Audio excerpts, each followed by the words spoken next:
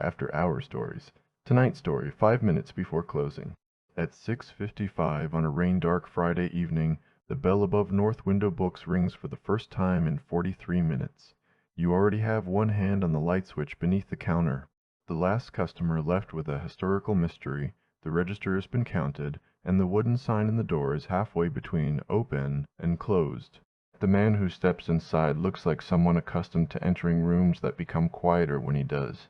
He is tall, broad through the shoulders, and lean at the waist beneath a charcoal overcoat cut precisely enough to make the rain seem underdressed. Dark hair has been pushed back from his forehead, although the weather has loosened one piece over his brow. His face is composed rather than unfriendly. A faint line between his eyes suggests either concentration or a long-standing disagreement with fluorescent lighting. He looks at the clock above the new releases. Then he looks at you. You close in 5 minutes, he says. His voice is deep and controlled, carrying easily through the empty shop. That is what the clock has been threatening, you say. His attention settles on the half-turned sign. I need one book, he says. I will not browse. You glance at the 12,000 possibilities surrounding him. What kind of book, you ask? The question stops him more effectively than the door did. For the first time, uncertainty reaches his expression. Something with an ending it earns, he says. You study him. His polished shoes are wet at the edges. A leather document case hangs from one hand. The knot of his tie is still exact, but exhaustion has begun to show around it. Happy, you ask? Not dishonestly, he says. That answer narrows the store considerably. You walk past the front table, around the shelf of prize winners, and toward a narrow section near the back. He follows without crowding you. The novel you choose is not displayed face out. It has no gold sticker, no bright sprayed edges, and no sentence on the cover promising that everyone is talking about it. You keep a copy behind a row of louder books, because it is the one you recommend when someone asks a better question than they meant to. You place it in his hand. He reads the title, then turns it over. You have 4 minutes left, you tell him. His eyes lift from the cover. You are not going to explain why? He asks. You asked for an ending you could trust, you say. Trust requires some participation. One corner of his mouth shifts, as though amusement has requested permission and been told to wait. He carries the book to the register and pays without asking whether you are certain. At 6:59, the receipt prints. At 7, he steps back into the rain. Through the glass, you watch him protect the book beneath his coat before he protects himself. Then you turn the sign to closed. The following Friday, the bell rings at 6:55. You look at the clock before you look at the door. The same charcoal coat crosses the threshold. This time, the man is carrying the book in a brown paper sleeve. The sleeve is dry despite the rain. He approaches the counter and places the novel between you with the care of someone submitting evidence. The ending was earned, he says. You finish aligning a stack of bookmarks. I am relieved the author met your conditions, you say. Barely. The best endings usually do. He opens the book to a page near the middle. A plain black bookmark rests against the spine. No corners have been folded. There are no marks in the margins. He taps one paragraph. This is where I believed it, he says. You know the passage without leaning closer. It is the moment the main character stops asking to be forgiven for wanting a different life. You look at him again. The severe coat. The precise cuffs. The expression that gives nothing away until it does. Did you come here to return it, you ask? No, he says. I came for another. The clock moves to 6:56. Your request, you ask? He has prepared this one. Something funny, he says, that does not pretend nothing hurts. You leave the counter.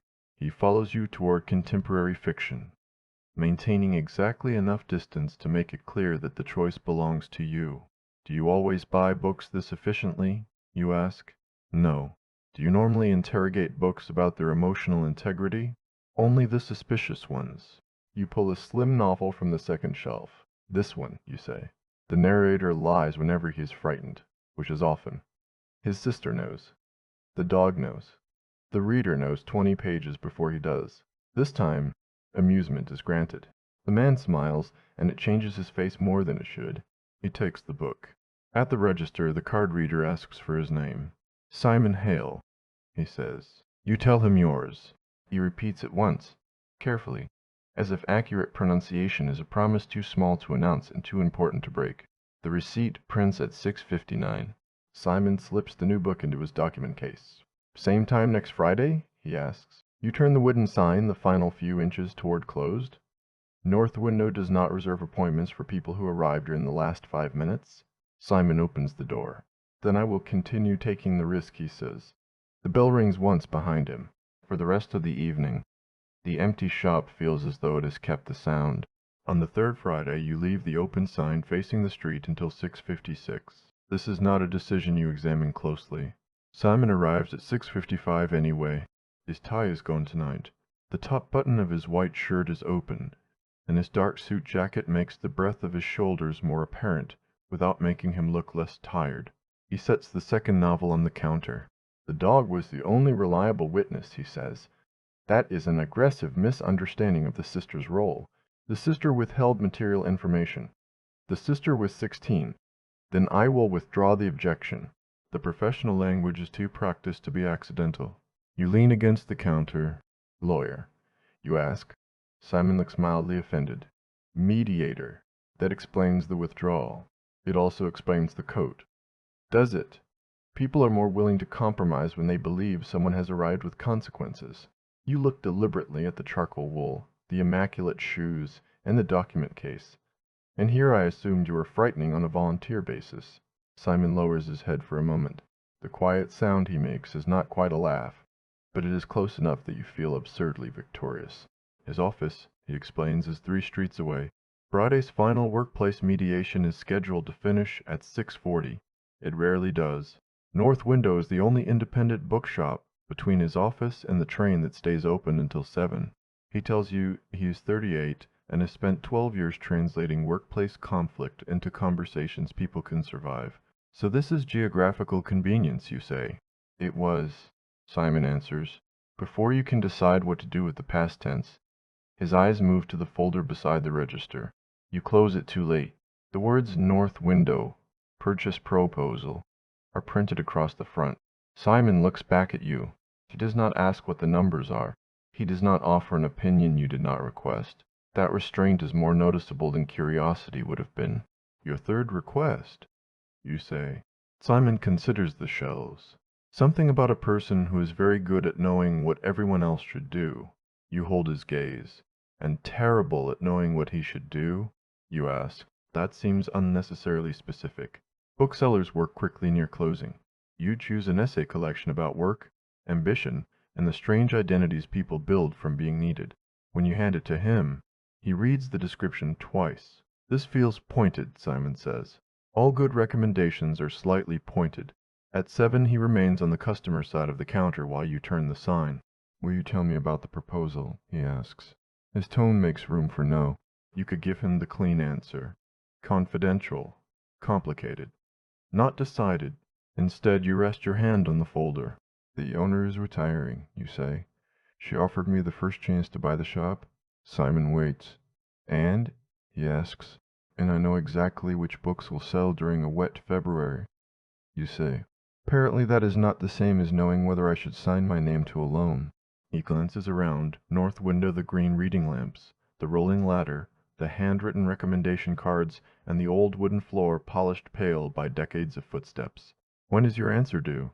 Simon asks. 3 weeks. The bell above the door stirs in a draft. Simon picks up his book.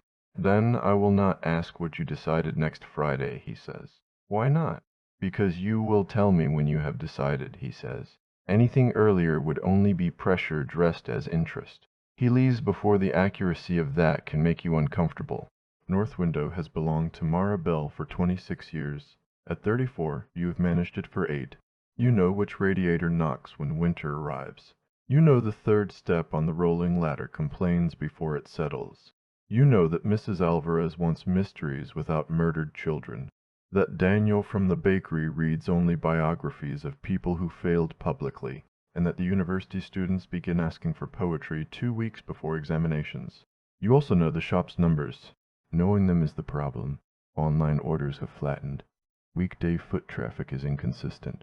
The back room sits empty except for deliveries and a broken display table no one has moved since spring. Mara's proposed sale would let you pay part of the price over 5 years, but the credit union still wants a deposit, projections, and evidence that the shop can become more than a beautiful way to exhaust your savings. Your evidence is called After 7. The idea is simple. Once a month, customers would bring a question instead of a title. You would keep the shop open late, listen for 5 minutes, and send each person home with a book chosen specifically for them. Tickets would include the book, tea from the cafe next door, and enough time in the back room to begin reading before the city demanded anything else. You have designed the cards, costed the tea, measured the room, built 3 versions of the forecast. You have not invited anyone. On the 4th Friday at 6:48, you arrange 12 empty chairs in a circle and tell yourself you are testing the floor plan. At 6:55, Simon enters. His eyes move from you to the chairs. Either business has improved dramatically, he says, or I have arrived during an intervention. That depends, you say. How did you feel about the essays? Simon places the collection on the counter. Personally attacked in several well-supported paragraphs. Then the intervention is working. You tell him about After 7 before caution can restore itself. You explain the question cards, the recommendation appointments, and the trial evening you are considering for the following Friday. Simon listens without turning the idea into a case. When you finish, he looks at the 12 chairs. How many invitations have you sent? He asks. You are just the nearest chair by half an inch. That is not an operational question. It is the only operational question. None, you say. Simon nods once, accepting the answer without softening it. Invite me, he says. You look up. You already arrive when the event would be ending. Then tell me when to arrive. 6:30. I will be here. The certainty of it moves through the quiet shop. You take one of the blank cards from the counter and write the date across the top. Then you add Simon Hale beneath it. That is 1 chair, he says. 1 more than I had this morning. 11 left. You are relentlessly encouraging. You smile despite yourself. Tonight's request, you ask? Simon looks at the card bearing his name. Something about beginning before a person feels ready. This time you do not walk to the shelves. You reach beneath the counter and bring out your own copy of the first novel you ever hand-sold at North Window. Its cover is softened at the corners. Your name is written inside. Simon does not take it immediately. This one is yours, he says. It is a loan, you answer. The distinction matters in a bookshop. He accepts it with both hands. The gesture is careful enough to feel like something more than agreement. By Wednesday, all 12 chairs are claimed. Mrs. Alvarez brings her sister. Daniel from the bakery convinces 2 co-workers to come. 3 university students sign up after one of them photographs your question cards. Mara agrees to sit near the back and pretend she is not evaluating the entire future of the business. On Friday, at 6:30, the bell rings. You are standing on the safe, second step of the rolling ladder, adjusting a string of amber lights above the back room doorway. Simon enters wearing a dark blue sweater beneath his overcoat instead of a suit. Without the sharp line of a jacket, he looks less like a consequence, and more like the man required to carry one. Tall, solid, and composed, with strength held quietly across his shoulders. He looks at the clock. I believe I am early, he says. 25 minutes early. I wanted witnesses. You descend the ladder and lock its wheels. Simon lifts your worn novel from beneath his arm. I brought this back before you could charge me interest. Did it work? No, he says. Your hand still's on the ladder. Then Simon continues. It did not make me feel ready. It made readiness seem irrelevant. He offers you the book. Inside, his black bookmark rests at the passage where the main character chooses the uncertain road before certainty arrives. You close the cover around it. That sounds like it worked, you say. I was hoping the bookseller would allow an appeal. Denied. The first guests begin arriving before Simon can answer. The shop changes quickly. Wet coats gather by the radiator. Tea steams in mismatched cups. Chairs scrape across the wooden floor, and voices occupy the back room that has been silent for months. Simon does not assume a role. He waits until you ask him to carry the tea tray. He follows your directions exactly, then takes the chair with his name on it, like any other guest. At 6:45, you stand beside the recommendation table with 12 folded cards in your hands. Your pulse is faster than the moment requires. Mara watches from the back row. Simon watches from the front. You explain the rules. Each person will have 5 minutes. They may describe a mood, a question, a kind of ending, or the thing they want a book to help them face. No one must reveal more than they want to. There are no wrong requests, but there may be expensive ones if they insist on hardcovers. The room laughs. The sound loosens something in your chest. You open the first card. For the next hour, the work you have done privately for years becomes visible. You give Mrs. Alvarez's sister a mystery in which the dead body appears before the reader can become attached to it. You find Danielle a biography about a public failure that became a second career. You send a student home with poetry that does not confuse suffering with intelligence. People listen to one another's questions. They buy books for themselves and for people who are not in the room. Mara stops pretending not to take notes. At 7:40 only Simon's card remains. You unfold it. In his precise handwriting he has written one sentence. Something for a man who knows how to help two sides speak honestly and has become very skilled at avoiding the same requirement in his own life. The room has gone quiet. You could protect him with a clever answer. Instead, you meet his eyes. I think he has already read enough, you say. Simon holds your gaze. Then what does the bookseller recommend? He asks. Did he say the honest thing without borrowing someone else's ending? For one suspended moment, it feels as though the other 11 people have disappeared. Then Mara begins to clap. The room follows. Simon does not look away from you. The last guest leaves at 8:17, carrying 2 books and half the remaining tea cake. Mara squeezes your hand before she goes. Put the ticket numbers in the proposal, she says, and the secondary sales. You promise you will. When the bell settles, Simon is standing beside the recommendation table, with 3 empty cups balanced in one hand. Where do these go? He asks. You point toward the back sink. He carries them there while you count receipts.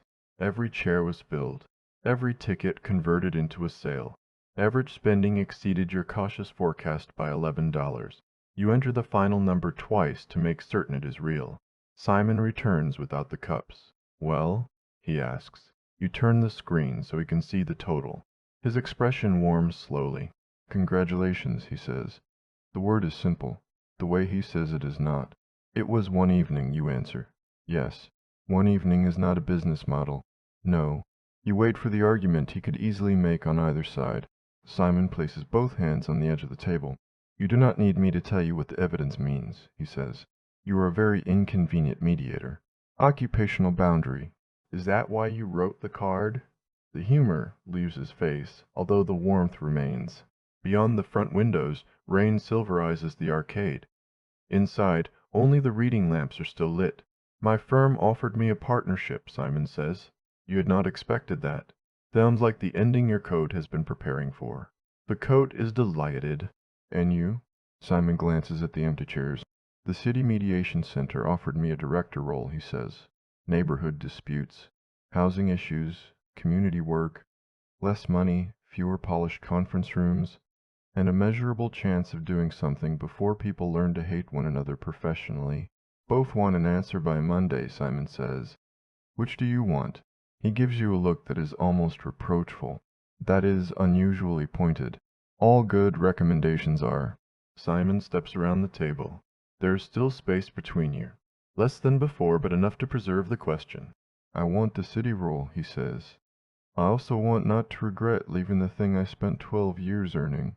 Those wants can exist together. They are extremely uncooperative. Most honest things are.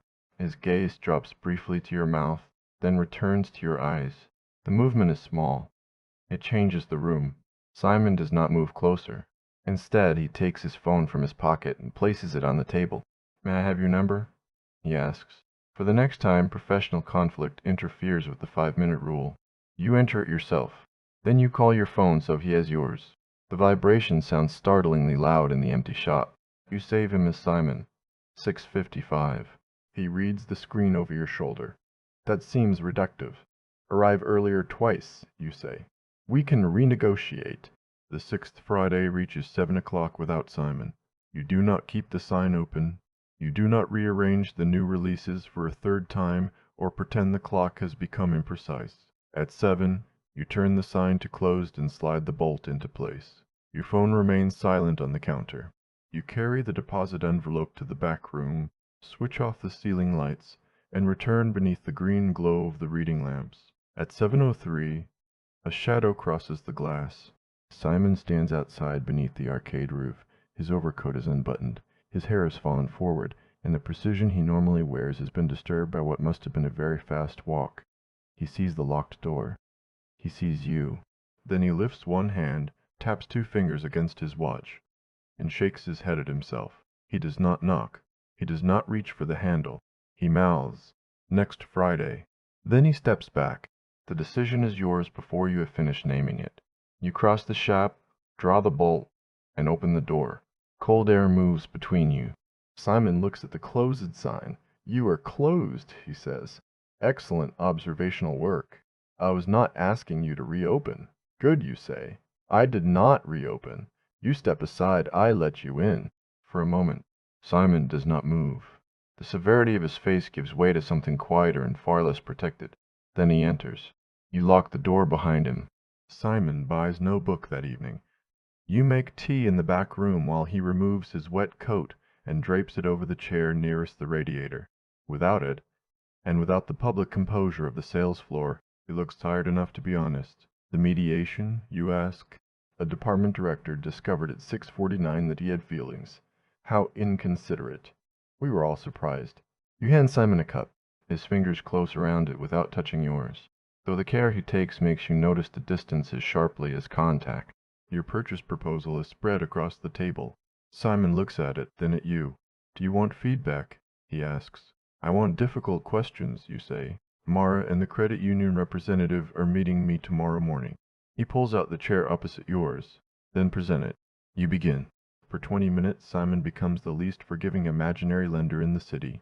He asks what happens if, after 7 attendance falls after 3 months. He asks whether your deposit leaves enough cash for winter inventory. He asks what part of the shop depends entirely on you and how you plan to make that knowledge teachable. He does not tell you the answers. You find them. When you stumble, he waits. When you reach for a cautious phrase, he asks what the direct one would be. Finally, Simon closes the folder. "Why should Mara sell North Window to you?" he asks. You give him the prepared answer. 8 years of operating experience. Stable supplier relationships. A conservative 5-year forecast. Demonstrated customer retention. Simon listens. Then he asks again, "Why should she sell it to you?" The back room is quiet except for rain against the high window. Your rehearsed answer has nowhere left to hide. "Because I love this place," you say. "Because I know what it is, and I know what it could become. Because I have spent 8 years acting as though wanting it less would make me more sensible." Simon leans back slowly. "There you are," he says. The words land more gently than praise. You look down at the folder. "That answer is not in the forecast. Put it in the room anyway." You raise your eyes. Simon is watching you with the same attention he gives every book you place in his hands, except there is nothing between you now. No counter. No receipt. No final minute ticking toward the door. "Why did you really come back the second Friday?" you ask. He is still for a moment. "I had finished the book," he says. That is not an answer. "No." Simon sets down his tea. "The first night you looked at me for less than a minute and understood that I did not want a falsely happy ending," he says. "I spend my week listening to people explain what they think they are allowed to want. You asked me one honest question, gave me a book, and expected me to do the rest." His gaze does not leave yours. "I came back because I wanted to know how you would see me the next time." The air between you seems to narrow. "And the third time?" you ask. "By then," Simon says, "the books were no longer the most compelling reason." He could close the remaining distance. He does not. The restraint feels deliberate, not uncertain. Tomorrow belongs to the shop. Monday belongs to his decision. Tonight is too full of both to pretend a kiss would simplify either one. You place your hand on the table between you, palm down. Simon looks at it. Then he rests his hand beside yours, close enough that your little fingers touch. Neither of you moves away. On Saturday morning, you tell Mara the truth before you show her the forecast. You tell her North Window should belong to the person who understands both its history and the changes required to keep it alive. You tell her, after 7 sold 12 tickets, 21 books, and a future you can repeat without turning the shop into something unrecognizable. You tell the credit union representative that your winter projection is conservative because optimism is not a repayment strategy. Then you answer every difficult question Simon asked the night before. Mara requests one change to the payment schedule. The credit union representative requests 2 additional documents. No one laughs you out of the room. No one tells you that love is an inadequate qualification. At 11:37, Mara slides the letter of intent across the recommendation table. "Sign by next Friday," she says. "Then we begin the unpleasant amount of paperwork required to make this yours."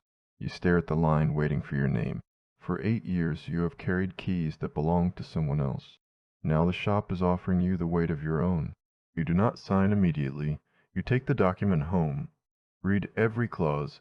Ask the credit union 3 questions. Recalculate the cash reserve once, not 5 times. On Thursday evening, you return to North Window after dinner. The shop is dark except for the lamp above the counter.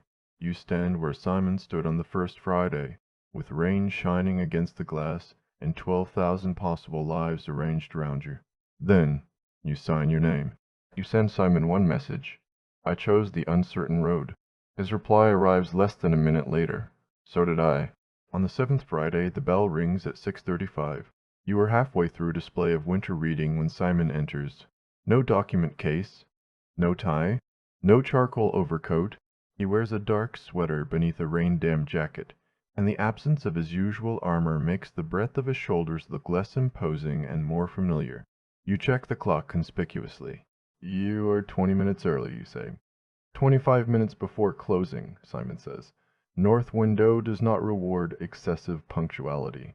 "That is unfortunate." Simon approaches the counter. He is not carrying last week's book because there was no book last week. He is carrying a small paper bag from the bakery next door. "Tea cake," he says, "for the new owner." The words make the signed letter beneath the register feel real again. "Mara told you. Your message was not subtle." You take the bag. "In your uncertain road?" you ask. Simon places both hands in his jacket pockets, then seems to recognize the habit and removes them. "I declined the partnership," he says. "I accepted the city role this morning." You search his face for relief. It is there, mixed honestly with fear. "Congratulations," you say. "Thank you." For a moment you stand on opposite sides of the counter, each of you having made the decision the other could not make on your behalf. The clock moves to 6:36. "What kind of book do you need?" you ask. Simon looks at the shelves. Then he looks at you. "I don't." The answer is so unexpected that you say nothing. He steps closer to the counter. "I like the books," Simon says. "I have read every one. I intend to keep reading anything you recommend, including the essays that commit personal attacks." They were well supported. Relentlessly, his mouth curves, but the humor does not protect what comes next. "I am tired of arriving when there are only 5 minutes left," Simon says. The shop seems to hold still around the sentence. He continues before either of you can turn it into a metaphor and escape. "I want dinner with you when neither of us is working," he says. "I want to know what you read when no customer needs an answer. I want more time than the clock above your door permits." His voice remains steady. Only the breath he takes afterward reveals what the steadiness costs him. "If you do not want that," Simon says, "I will still be grateful for the books. I will also learn to arrive at a civilized hour and behave like an ordinary customer." You look at the man who appears intimidating until he smiles, who waited outside a locked door without asking you to open it, and who read every page you trusted him with. Then you reach beneath the counter. Simon follows the movement with his eyes. You switch off the register. "What are you doing?" Simon asks. You walk around the counter. "Closing early." His gaze moves to the clock. North Window has 23 minutes of contractual responsibility remaining. The new owner is experimenting with flexible management. You cross to the door, turn the sign, and slide the bolt into place. When you face him again, the amber lamps cast long bands of light across the wooden floor. Simon has not moved. Without the counter between you, he seems taller. Close enough now, you can see the rain caught in his dark hair, and the faint shadow along his jaw at the end of the week. His shoulders fill the jacket, but his hands remain open at his sides. He waits for you to finish the choice you began at the register. You stop in front of him. "Dinner?" you say, and the question about what I read when no one needs an answer. The tension around his eyes eases. "Those are acceptable terms. I also reserve the right to recommend essays you find invasive. I anticipated hidden fees." You smile. Simon looks at your mouth again. This time neither of you pretends not to notice. His voice lowers. "May I kiss you?" he asks. The question is quiet and direct. It asks without retreating from the desire inside it. Yes, you say. Simon lifts one hand slowly, giving you time to follow every inch of the movement. His fingertips settle along your jaw, warm and careful. His other hand rests lightly at your waist only after you step closer. The first touch of his mouth is restrained, almost testing not whether you will allow him, but whether you want the same pace. You answer by catching the front of his jacket and drawing him the final distance. The restraint breaks softly. His kiss deepens with a warmth that has been gathering for 7 Fridays, every held gaze over the register, every book carried dry through rain, every minute he chose not to take for granted. His thumb moves once beneath your cheekbone.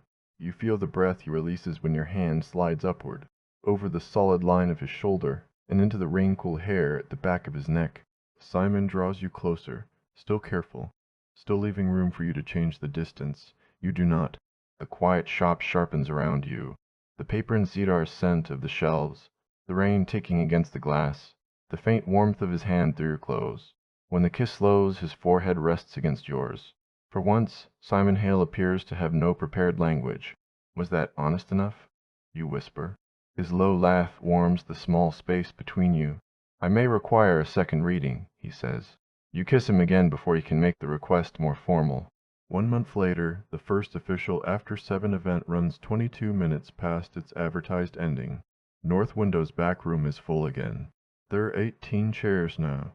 Mara occupies one without taking notes. The winter forecast is pinned inside the office, and a new set of keys rests in your pocket with a weight that no longer feels borrowed. At 6:30, Simon arrives in a dark sweater carrying tea from the cafe next door. He takes the chair assigned to him. He waits his turn. When you unfold his question card, it reads, "Something about a man learning not to confuse patience with delay." You look across the room at him. "That sounds suspiciously autobiographical," you say. The bookseller encourages honesty. You choose a novel from the table and hold it up. "This one," you say.